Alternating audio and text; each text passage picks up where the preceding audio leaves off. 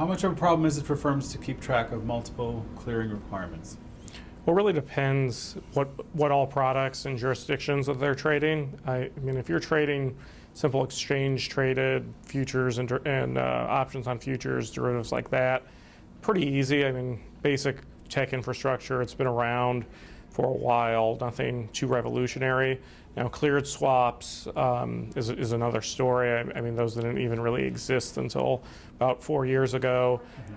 Every contract is a little bit different. It requires a lot of bespoke programming and engineering to get the pricing right, to get the reconciliation processes right. You've now got reporting requirements on the clearing side, and all of that is new tech that's in a lot of cases hasn't been built yet, or shops are kind of rolling out on the fly. So I think there's been some operational challenges for a lot of folks with that. Mm-hmm. And what steps should firms take to streamline their clearing operations? Well, the easiest one is don't trade products unless you absolutely have to, right? I mean, there's a lot of variance between the different contracts, and if something is ultra specialized and something that's not really necessary to your core business, I mean, the easiest thing to do is just not trade it, and really kind of wait for your infrastructure to kind of catch up with what you're trading. So rather than trying to have every single contract implemented day one, like it's an equity book where, you know, it's easy, you can trade Apple as easily as some penny stock.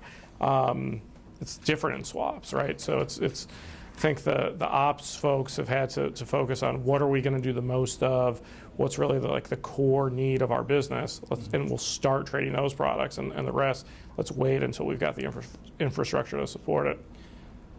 But if it's a highly profitable derivative instrument, well, that becomes a core competency then, right? Okay. I mean, and I think you've got folks out there who are doing some of the stuff on the fly where they don't have the business processes for it, and it kind of harkens back into the pre-electronic trading days where a lot of it is manual, the interactions with the clearing firm, and now the interactions with the regulator too, just doing it on a one-off basis, or you pay a clerk to do it if you don't have the tech to support it.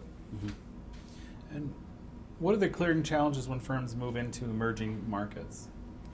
Well, with emerging markets, are we talking exchange traded here, or I mean just basic exchange traded derivatives, or more swaps and OTC? What swaps and OTC? Yeah.